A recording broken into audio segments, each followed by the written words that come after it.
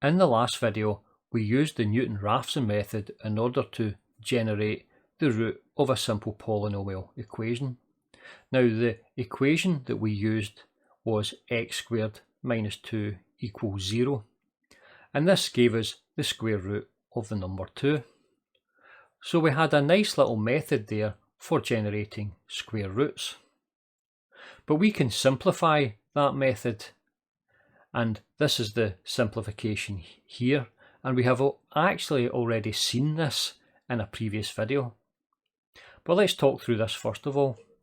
We have the Newton-Raphson method written here, and we're going to use the polynomial x squared minus c. So c can be any constant term.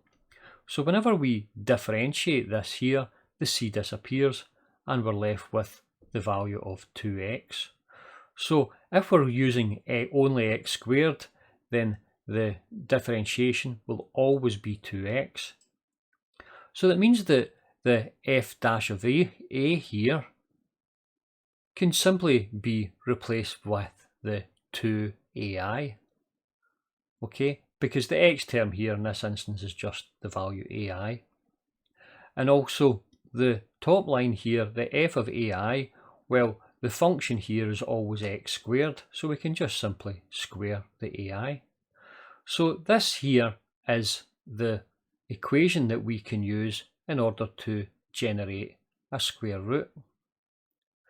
Now we can rewrite this in a simpler form, and this is the simple form here. So ai plus 1 is equal to a half ai plus c upon ai. We can use this here in order to generate the square root of the number c, and we can have an initial guess at it, which is the value of ai. And we can run through this iteration 4 or 5 times in order to get the value for the square root. Now we have already seen this before in Design a CPU 3 course when we first looked at the mathematics library and we derived a method for generating the square root, which is called the Babylonian method. So this here is nothing other than a different derivation of that same method. And I think it's actually quite a cool and a neat derivation. So we can use this here in order to generate square roots. And I've just put at the bottom here just the simple manipulation of the polynomial, which is x squared minus c is equal to 0. Therefore x squared is equal to c. So x must be plus or minus the root of c. And we simply take the positive value, which is the root of c. So let's code this in our machine code, in our assembly language, and we will see it running. This is the square root algorithm written in our assembly language.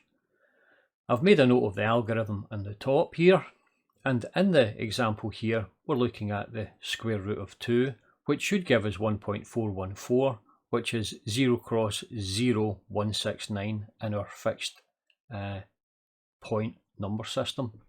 We're going to use 5 iterations, and I've generated the code here, and it's relatively straightforward. So you can always pause it and have a little look at it.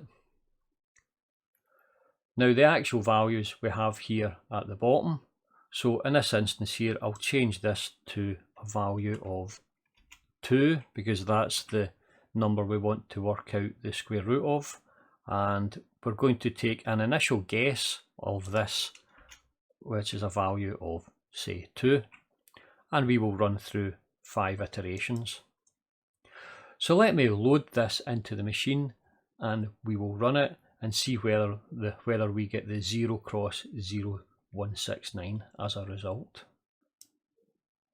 I have loaded the program into the RAM, and you can see that it is now running, and all of the sets and enables are being pulsed via the microcoded ROM. So I will fast forward this to the end and we will see whether we get the correct result. The simulation has finished and we have the result in register R0. Now the result we were expecting is 0169, but we've got 016A, so we're only in effect one position out. So this has been a nice little test of the square root algorithm. Now what we can do is we can extend on this.